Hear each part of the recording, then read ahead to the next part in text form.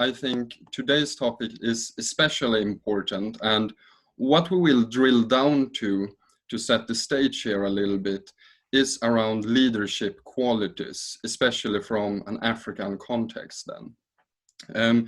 As we all know, Africa offers growth-minded companies quite some exciting opportunities, where its population is young, it's fast-growing, and increasingly urbanized.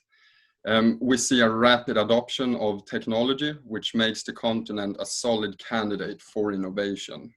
However, and here's the kick, running a successful business, it requires that strong leadership. So while there are many people who can, let's say, execute and administrate, there are not always enough people who can take that driver's seat. And this is the reason why we have gathered here all today.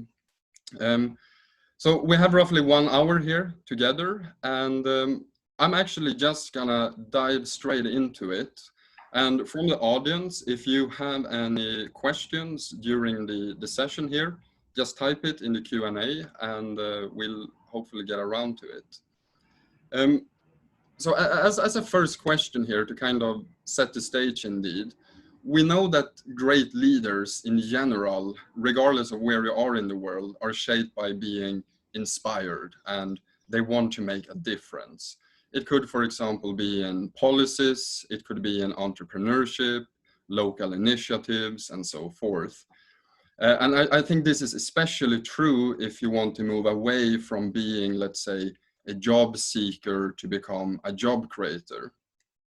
However, youth entrepreneurs in especially Africa then might face certain barriers, such as an absence of suitable mentors, for example. So that's why I'm very happy we have this great set of panelist speakers here today. And I'd like to direct the question starting off with perhaps you, Shem. So how can young Africans find inspiration to mature in the role as leaders? I'm curious here, what are these leadership qualities that inspire future African generations? Perhaps some, I don't know, key components in leadership? And I encourage you all here to give your own perspective on this question. But starting with you then, Shem, how do you feel around this? Some leadership qualities. Well, thank you so much, Alex. I hope you can hear me clearly. Yeah, so I'm glad to be on this panel today with, I mean, great minds from Africa. The truth is, and I know a lot of the panelists here will share my opinion on this. A lot of African people in general are self-motivated. They kind of find inspiration from their own stories. They find inspiration from the fact that they don't have the basic amenities, and certain times it kind of creates a drive in you to want to succeed. And so for me personally, one of those leadership qualities that I have seen that have thrived in Africa is resilience and the ability to make things happen and be adaptable regardless of the situations we found ourselves in. The ability to be able to use resources that are scarce and ensure that we can get the best out of it. So for me, resilience is one of them, and then also the ability to be able to use scarce resources. And I think that's the story you're going to find across the continent, where and that's why sometimes people say it seems like when Africans leave the continent to other parts of the world, they tend to excel more. And that's because really you've been used to managing things, and then when you come into a new climate or a new environment, resources become abundant, and it seems like you're a superstar in those places. And going forward, that's part of the discussions we're going to be having here today when we start looking at how can we bring some of the changes we've seen outside Africa into the African continent to ensure that it works. So to set the tone, I feel like you would see a lot of resilience on the African continent. Fantastic. Yeah, no, I definitely agree. And I think just like you said, this is something we see across the board, so to speak, this this capability to bootstrap, to be innovative with those so relatively limited resources. So resilience is definitely then one element of this. And also here, welcome Jacob. Good morning from Amsterdam. So we're just getting started here, and we're speaking about some leadership qualities from an African perspective.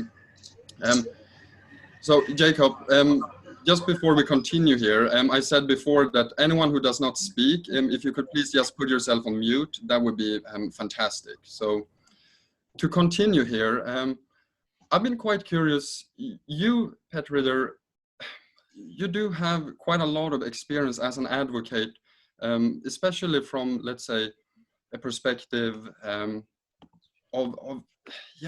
general, renowned girls and women's rights defender. You are an influencer, you know, for promotion of children's rights. So I'd love to get your perspective on this, Petrider. What are your comments? Do you agree? Is there anything more than resilience that you would like to emphasize?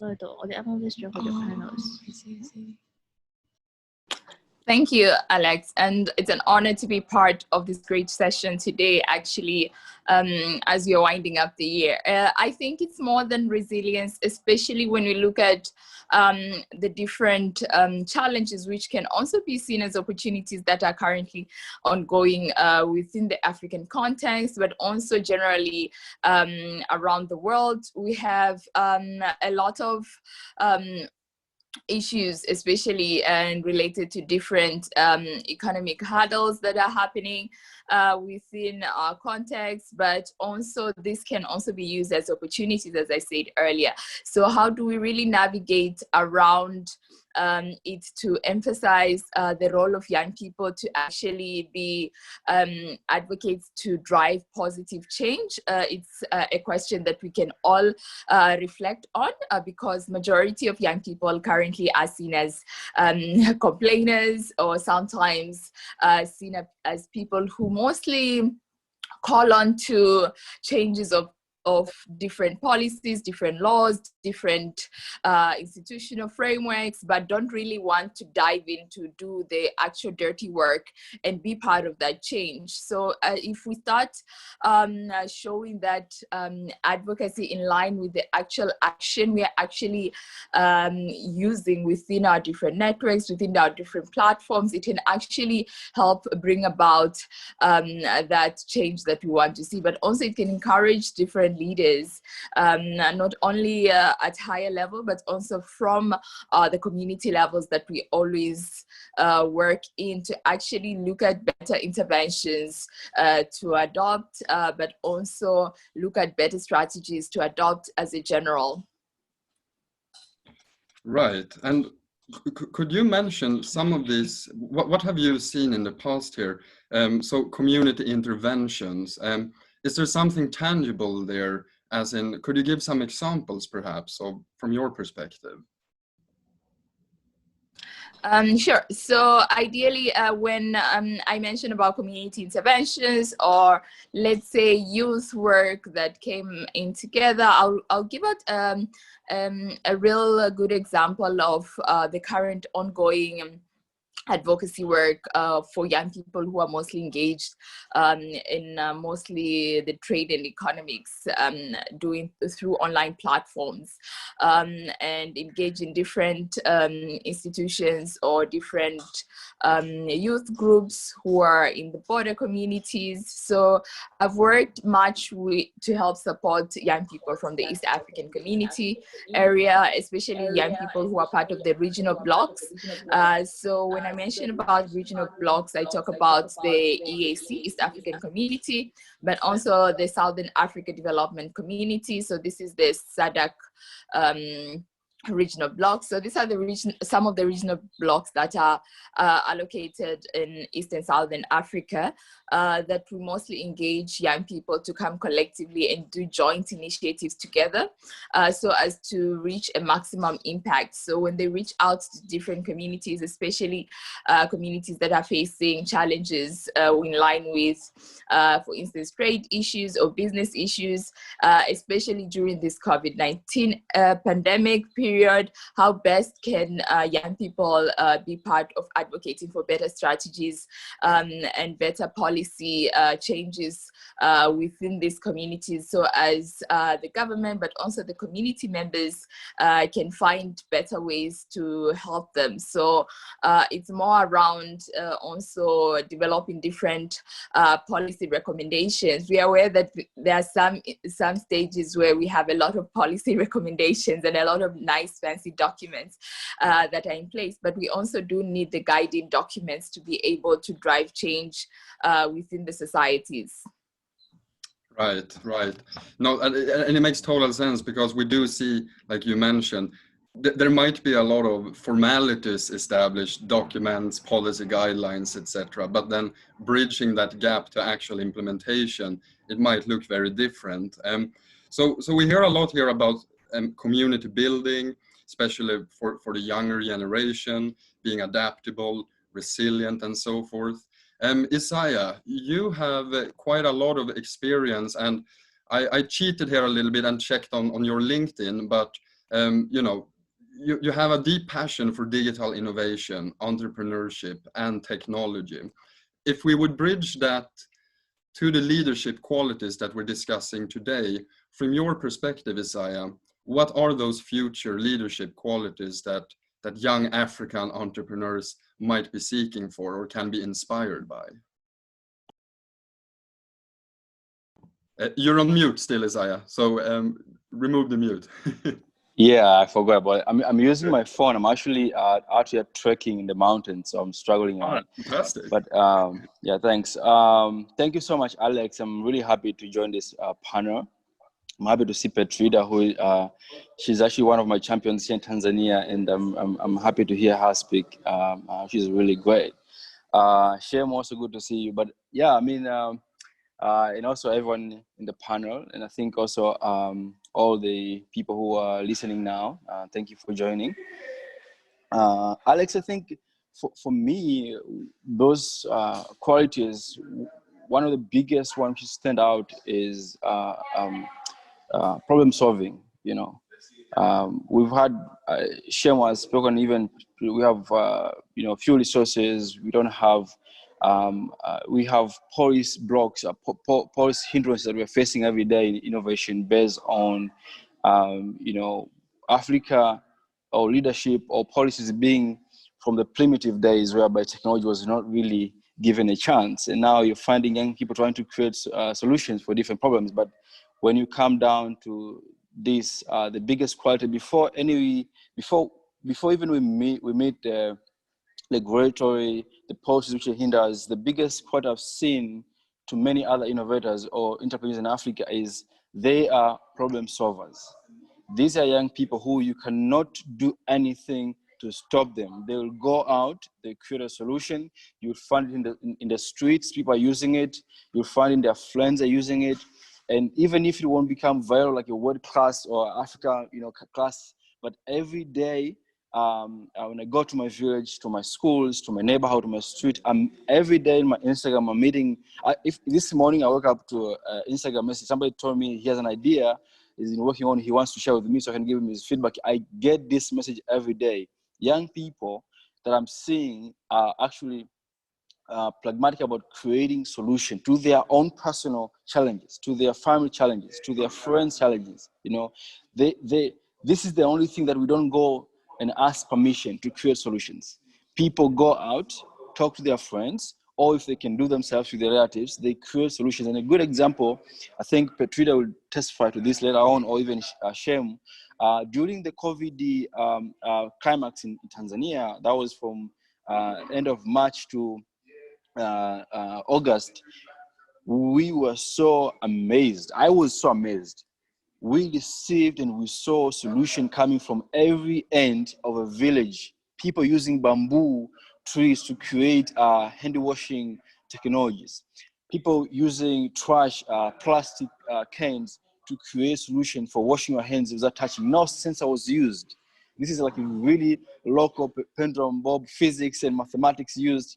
And that is what I feel is the biggest quality of a leader, especially, and I think this is in every, whether it's innovation in terms of tech or social leadership, because now you have to apply ideas of opening innovations, management innovations, how you lead people, how you can catch your people. And the biggest part I've learned in being a problem solver is, I think about 2 years ago, I was complaining much about the government not really supporting entrepreneurs or not supporting innovations. And then I think I learned a book, it's called Regulatory Hacking, and how can you innovatively hack regulations so that whatever you bring to the table, for them, they accept, they give it a chance. And that is part of solution solving. Yes, you have your innovation, you have your good tech, and the leaders don't understand, don't see it because maybe it's two different generations. Now, how do you solve that problem to bring your innovation to their eyes, to their attention, and make them start thinking in favor of your innovation? And I think that for me stand out in all the qualities, being able to solve problems and always moving forward. Yeah, I think that's fantastic. And I love that you bring that up, the future generation versus, let's say, the established status quo that we're seeing today. Super cool that you're in Turkey, by the way. It looked fantastic. So let's see. Jacob, you and me, we spoke, I think it was 2 weekends ago over a... Yes. By the way, Isaya, could you just put yourself on mute again? That would be great. Thanks.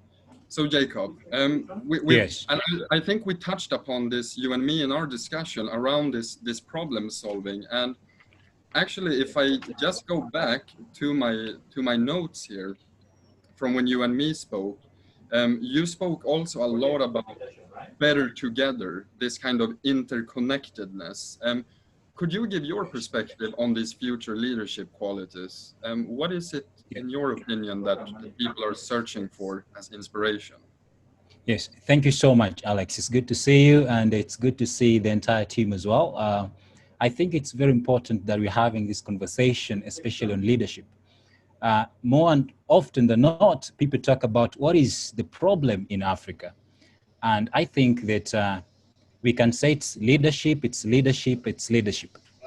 And it therefore means that the leadership of the past did not quite really, generate value to Africa. And so it's important that there should be a transition, and that means young leadership in Africa. So it's very important. And I think it's like bullseye in terms of you identify this very important topic that we should discuss, especially as young people. So thank you, and thank you so much for that.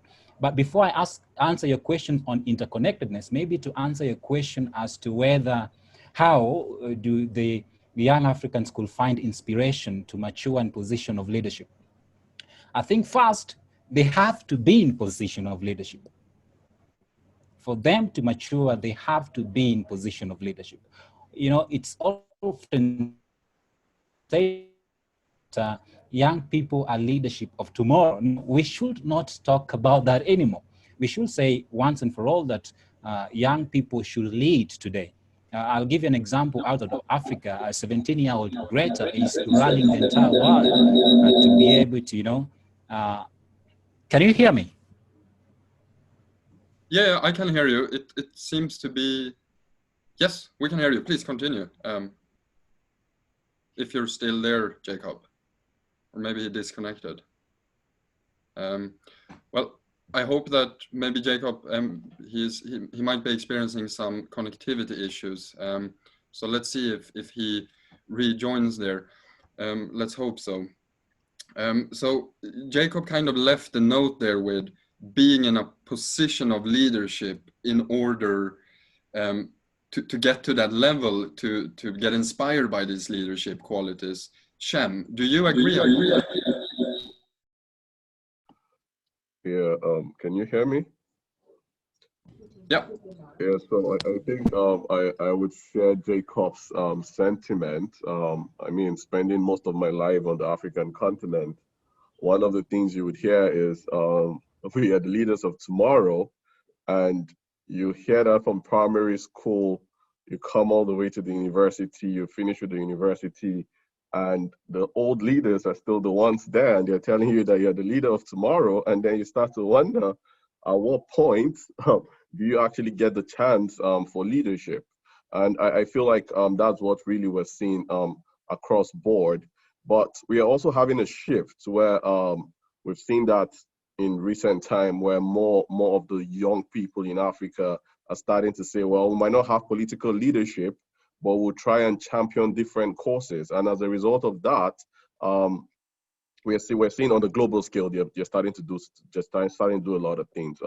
Isaya, for example, if you follow him, he has a huge track record of things he has been able to accomplish, despite not necessarily being in a political office. And that's what we are also trying to advocate. Leadership without a title, leadership without necessarily having a political office. Can we be able to do that? Because the emphasis for a long time have been on having a political office that it's so attractive. And we're trying to say no, irrespective of the resources that comes from the political office, can we still have people who will be problem solvers? We're seeing a lot of that, and we want to see more of that. I think Petrider also spoke a bit to that, where we're trying to say enough of the complaining, really. But let's start somewhere to get things done. And with the move we're seeing across the continent, I believe more young people will come into leadership, and when they come into leadership, I think that would be when we'd really see Africa emerge. Because in reality, Right. the old crop of leaders would not necessarily be able to get a lot done when it comes to taking and putting Africa on the world map. Yeah, no, it makes total sense. And Petrider, do you agree here a little bit? Is this a, how to say, chicken and egg situation, where do you need to be in this position of leadership in order to, let's say, sponge up these leadership qualities and apply them? Or how do you see this, Petrider? Thank you, Alex, and thanks, Jacob, Shem, and Isaya for some great insights. I would kind of agree to some extent, because at the current stage and era we are in, we've seen a lot of young people whereby they are taking the footsteps of the older generation, but also especially when it comes to the different entrepreneurs and tech savvies, they still less support from different entities and different stakeholders, because we still have the big tycoons, I'll call them, or the big fishes, who are always on the lead. And if actually the well-established business people can actually help pull up this young entrepreneurs or tech-savvy young people, or even if they're not young people per se, those who are well having a well future ahead of them based on what they're inventing, it could be a really big push for them towards reaching the goals that we envision on seeing, especially when we are looking at a continent right now in Africa, whereby in 2021 we're going to start the Africa Free Trade Agreement operationalized.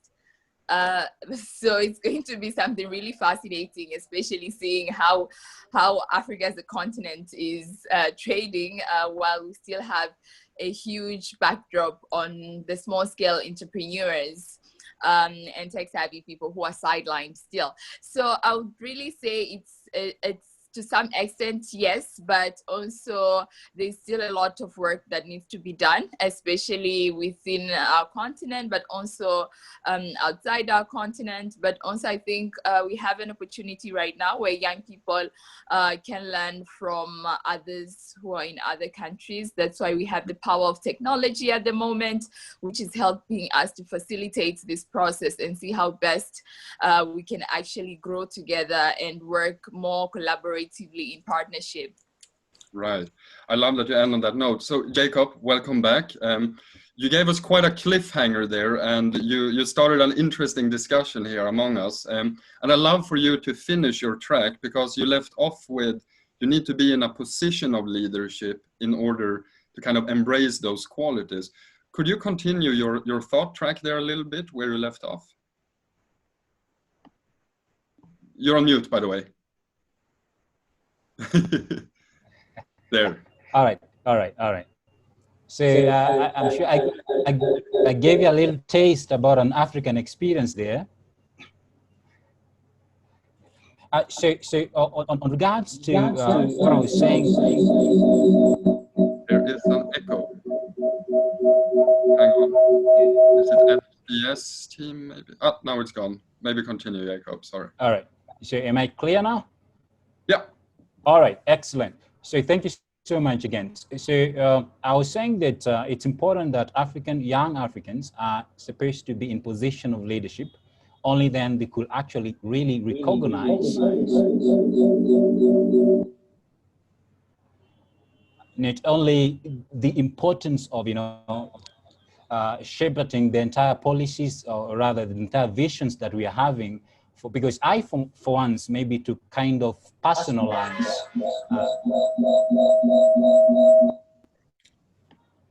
I identify myself as an African first before I'm Kenyan. So for Africa, for us to succeed, we have to, because you've got this colonial legacy that divided us and, balkanized us in regions. So we have to look beyond these artificial borders and imagine a one African, which, I mean, we are seeing already happening with the, promulgation of the free African trade regime, which in essence is an effort to try to bring Africans together. But we need the young African energy to be able to drive this agenda, because collectively as a continent, we are more powerful in terms of, even negotiating with other partners. And we seem to be experiencing an echo here. I don't know if it's on your end, Jacob, but there is a suggestion here for Petrider to try and use the mic to avoid the echo, lower your speaker on the phone or laptop. Okay, so probably let me switch to. Yeah, so meanwhile you're doing that, I do see that we're getting some questions from the audience here, and I mean we can unpack a lot around these topics here. So this is a question then coming from the audience. So on the economic level, people, groups, and individuals, again, they are applying these problem-solving skills to address issues introduced by inefficiencies caused by social factors, poor governance, and so forth. And the comment here is that I think the other aspect that remains is the kind of leadership that exists on this community level. So how can these individual leadership traits be extended to facilitate stronger communities on a purely community level? Jacob, maybe you could mention something about that? Of course. So I agree that leadership should not be, at the top of things. It starts from the community level. And for me, I think that to be able to embody that, the leaders themselves should lead themselves. And so in what exactly have they done themselves to be able to put themselves in a good state, in the sense that have they achieved their goals? Are they clear in the goals they are pursuing? And I think when people are able to see the steps, actions that they are taking at individual level, then it's more convincing for the entire community to rally behind them and to pursue.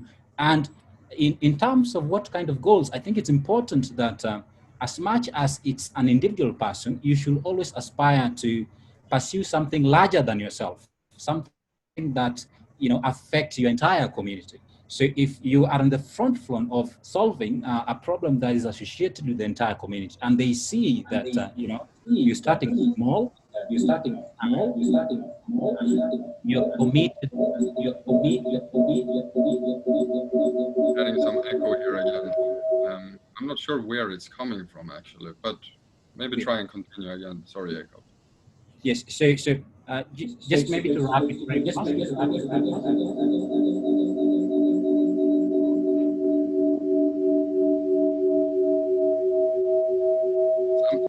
That's weird. Sorry about these technical difficulties here to the audience. You spoke last time, Jacob, about what you, I think you called it, cathedral building. Is that what you're referring to right now? Yes. When you say larger than yourself. Absolutely, absolutely. You have to, because, you know, we have to identify something that when we start, even we couldn't finish it in our lifetime. And I think that kind of thinking, it needs clear vision. You have to have a clear historical understanding where you came from, and you should also have a clear understanding of where you are going to. And, you know, and I think to be able to immerse yourself into something that, you know, will never end in your lifetime, it shows a deep sense of commitment, a deep sense of vision. So it's true that, yes, in Africa, we have a number of challenges, I believe, just like any other societies. So, but we really need to know where we are going.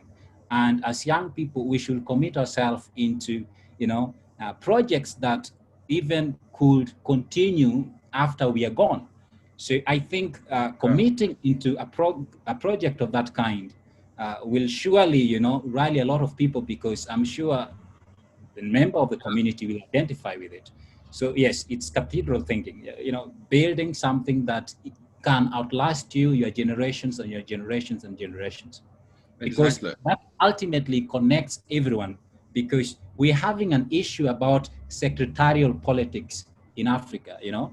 So we identify with, you know, tribes and all that. But when you're having a grand vision, all these other things encompass in it. So it's going to solve the issues of divisions, because it's a greater than the small blocks that connect us maybe on a tribal basis, on our family ties and things like that. So I think we need a grand imagination about the entire African project, and commit to pursue the same. So thank you, yeah. That's what I meant. Thank you for expanding on that. So this kind of larger than yourself, this grander vision, I'd like to take the discussion here to a slightly different track. Is this something unique to the younger generation to have? Or let me put it this way, if we compare the young set of leaders to maybe the older generation, we often hear about this disconnect between this older generation of leaders, Gen X, and the new generation Y of young leaders. And I think perhaps especially true in sectors where, you know, young professionals are more tech savvy, they are digital in their mindset, essentially where technology starts moving faster than the business, there is a certain disconnect bound to happen. So what I am curious about here is, in which way are the new generation of African leaders and entrepreneurs different compared to perhaps the older generation? Is it only in technology, or is it in something more there? Isaya, you coming from also a technology perspective here, what are your comments about this? Yeah. Thank you. Thank you, Alex. I think you've touched a really good point there. And I think if you look really clearly on the younger generation in Africa and the older ones, the first thing that I would like to speak is what you see is the older generation, like I'm going to give you an example, are like the guards in the gates at the house. Their job is to guard the house. No one new comes in the house, because For them, anything new that is not familiar in a house is danger, is hostility. That's what they see. Now, and then there's a new generation coming in. They're younger people. They want to get into this house called Africa, this cathedral which has been in development, right? They have a different idea, a different agenda. We believe we can create a really big, impactful solution in a zero marginal cost of production. Today, what we have as young people isn't seeking too much capital to create change in Africa, to create change in our communities, is that we realize that we have different skills, we have open source technologies, we have expertise online on YouTube, on Udemy and Coursera, whereby we can team up together. This is Isaya, this is Petrider, this is Alex, and this is Ayegba, and this is Jacob. Together, all of us, today, right now, we can create a solution while we are sitting where we are. And in the evening, it will be ready to be deployed to our communities to serve people in floods somewhere around Mozambique. It is so there's no cost, there's no travel, there's no booking to go to hotel, there's no meetings. We were able to create a solution in a near zero marginal cost for production. And now is that Isaiah, is that a mindset of the younger generation in your opinion? Exactly. Right. This is a mindset of younger people. We believe in collaborations. We believe in creating solutions by collaborating, whether by other people with younger people, but we are more open to working together. And one of the leaders said, he said, Jacob, like the cathedral thinking, and to work together, because now in our mind, we believe that whatever we are working on is bigger than Isaiah, because we are working for communities, we are working for, our countries, we are working for our villages. Now, that's how we think. In the contrary, our leaders, the older generation, the thinking is this.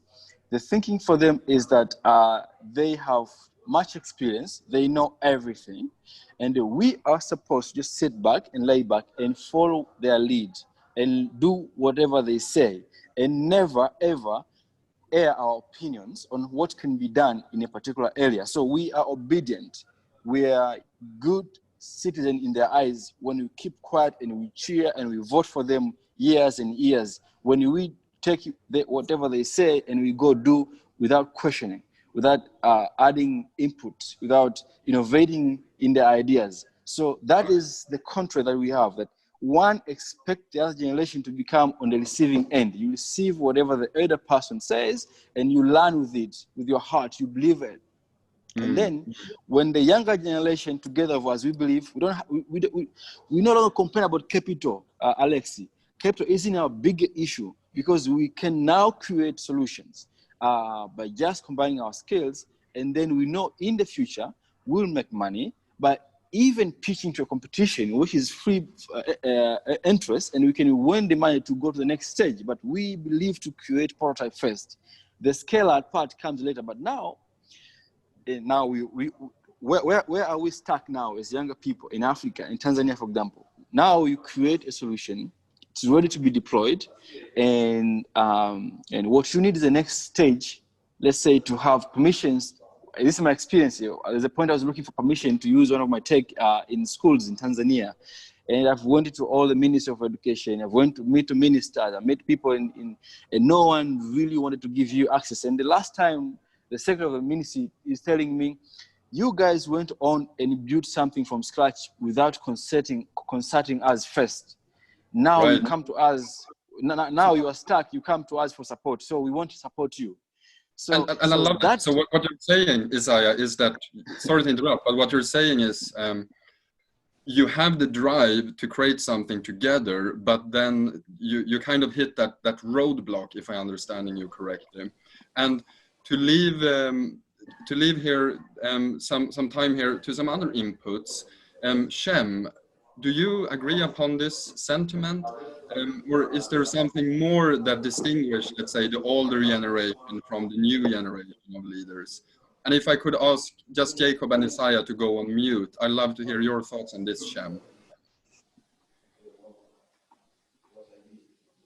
Yeah, I hope you can hear me clearly.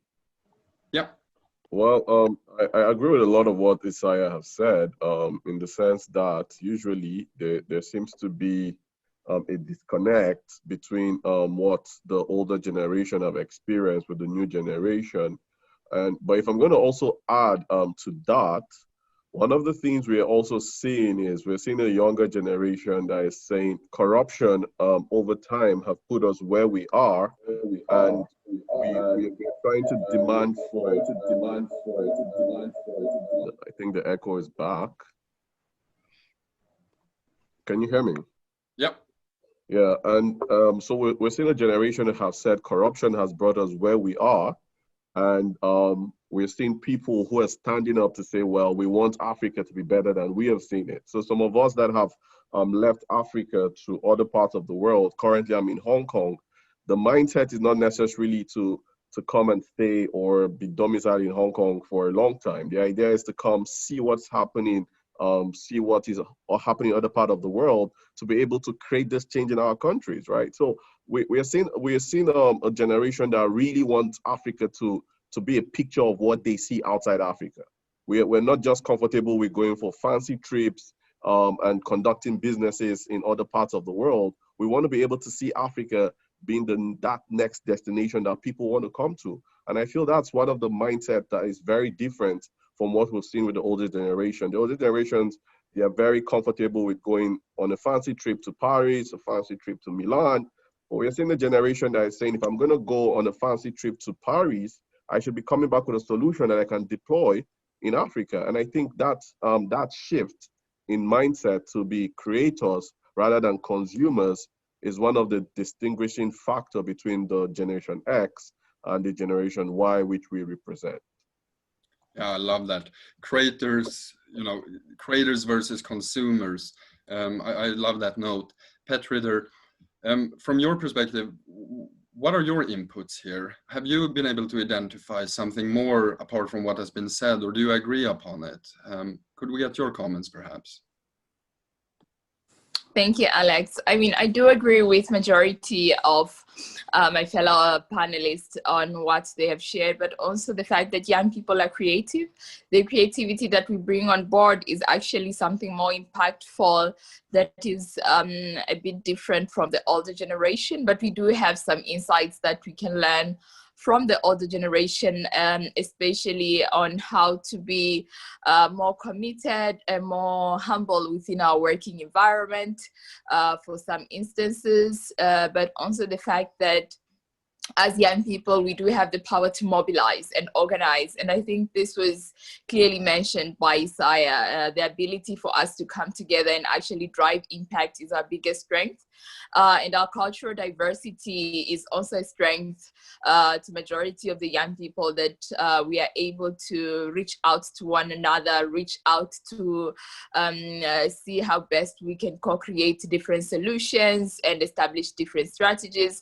So this is one of the biggest strength as a whole that we have as young people in comparison to the older generation. However, we do need the older generation to kind of guide us through on different entry points, especially looking at the fact that majority of the leadership roles within different institutions are being led by the older generation, and we should not be seen as we are attacking the older generation much, but maybe there's some places that they can also learn from us. So this is something all about core intergenerational leadership, even from the office of the AU Youth Envoy, that we are actually encouraging as a whole, and it's something that can bring in much more bigger results and bigger impact as a whole if we work together rather than working in parallel from each other.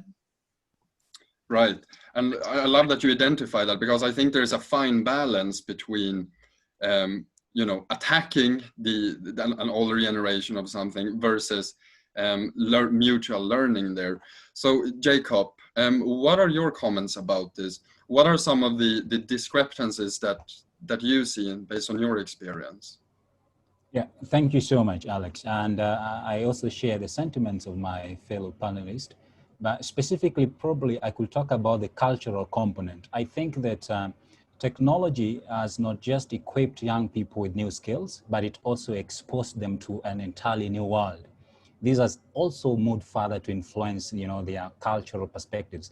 The older generations, they are a victim, I should say, of an old order. So they've got these tribal alliances, but young people, for the first time in their lives, they have maybe traveled, they have also maybe watched other, things happening online, and they're dynamic. They're receptive to these new ideas. Something, for instance, like maybe something as controversial in Africa, for instance, like same-sex marriage, for instance. You find that the older guard are saying no to it, but in conversation of young Africans, you see that, okay, well, if it doesn't affect me, then you could actually see that the conversation in terms of tone is different in generations. So this cultural component, it's very, very important, because I think it goes to the root of who we are as Africans. And so if technology has exposed them to a new world, and by extension give them to a new insight in terms of maybe cultural interaction, this has also, gave them, new ways to embrace new thinking, and at the same time, drive them to a certain direction. So I think the cultural component is really, really very important in trying to distinguish what has happened to young Africans as opposed to the old order, who are, should I say, had not a very good time in the colonial times, and, who are not even given an opportunity. For instance, they suffer this inferiority, complex. But for the first time, young Africans are able to compete globally. So, they've been keyword into, always looking at their shoulder, thinking maybe they are not good enough. So we don't really suffer this, because, you find young people competing at the same time in anyone in the world. So I think this give them a sense of belonging in whatever platform they are in. And so it also, give them enough confidence that they're able to tackle these African issues that we're dealing with, because they could do it in any other region of the world. So coming back home, it gives them a sense that, well, it's not like they're trying something that they cannot do. So, and I think that is very important going forward in leading Africa, and also, just setting an agenda for what we really want for the African future. Yeah.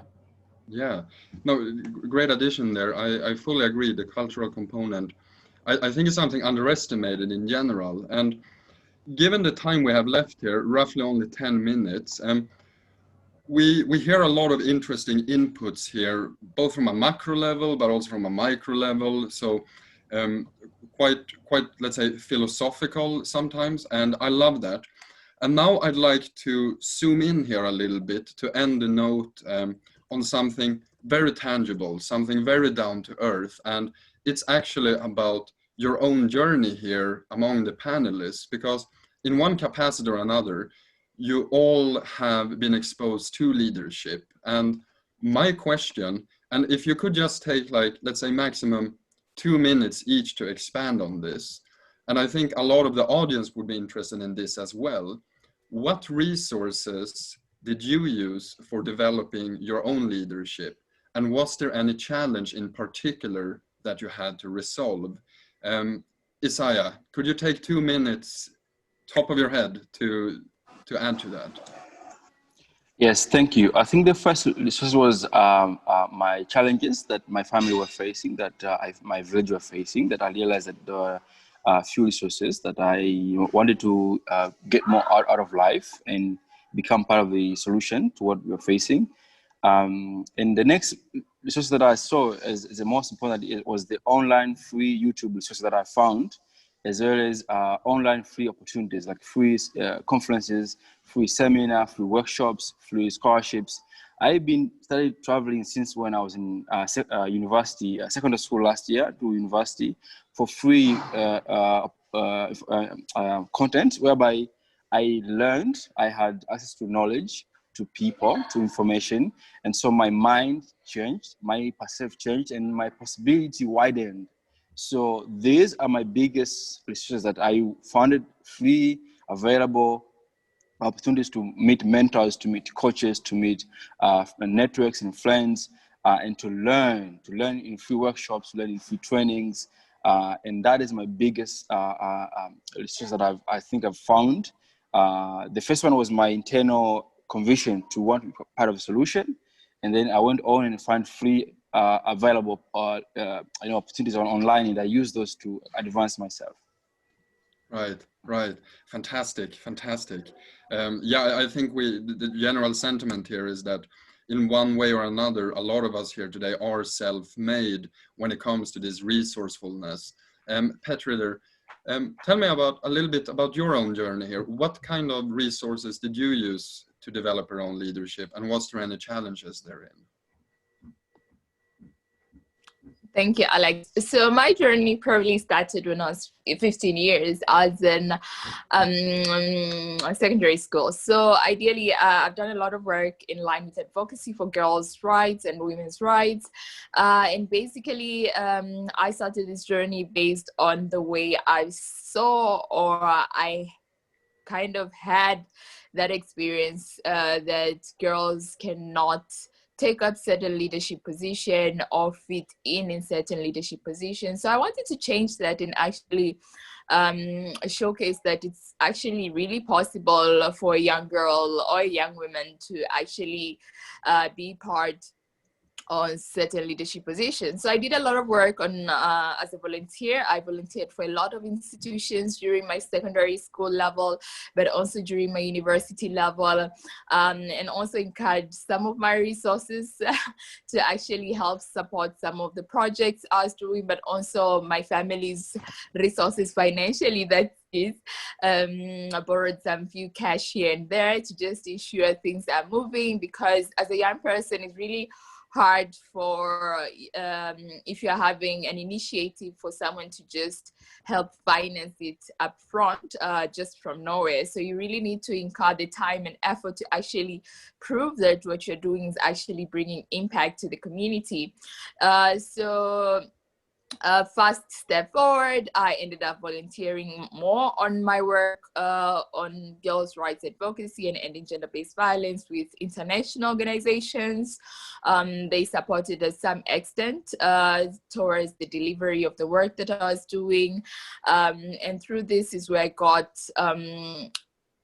different opportunities with more bigger, let's say, international organizations, UN agencies, and later on through what I did, actually my work, I actually got the appointment to the Office of the African Union Commission.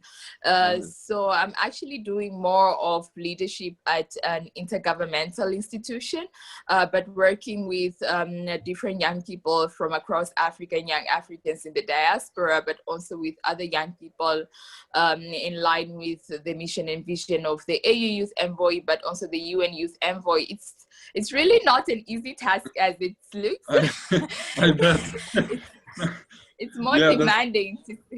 It's more demanding per se, because you have a lot of young people who look up to you and actually want different directions to what they're working on and different collaboration. But I think it's all part of the journey. As I said earlier, it's all about partnership and all about volunteering for a good cause at the end of the day. So once I think as a young person or as an individual, you're committed at driving change for something, it's just an opportunity to go straight into it. And then the financial part, support, and other partnership will come along the way, because as long as you're doing something good to bring about positive change within the community, it's something that everyone needs and something that everyone will actually want to invest on. Thank you so much. And yeah, you do have a fantastic journey there.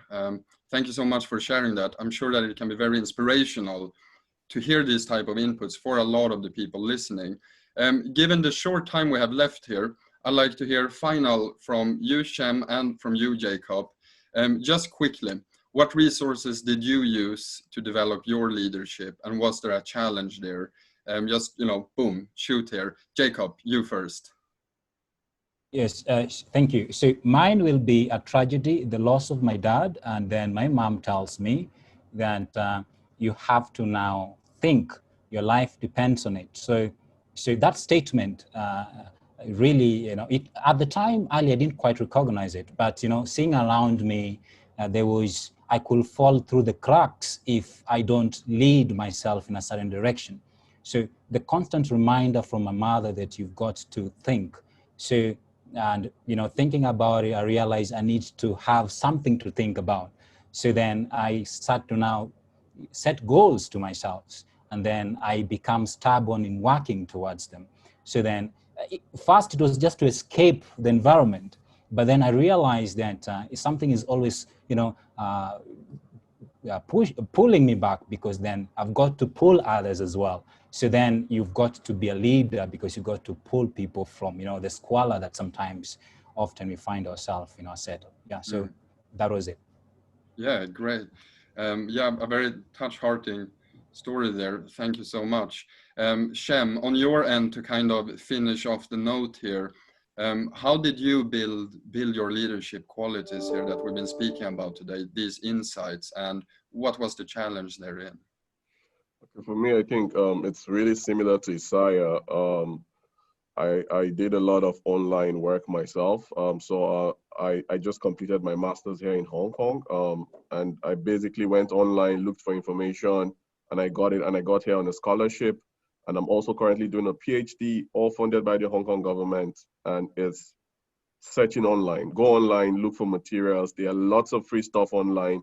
And then I also read a lot of books. So get access to books. You might not be able to meet the richest man in Africa or the richest man in the world, but you can buy their books. So why not? So as young Africans, I think we need to do a lot of reading, no excuses, go online, look for information. And yes, there's issues. You have the challenges of internet and all of that, but search for information, and you'd be amazed at the amount of stuff you can get for free online. Yeah.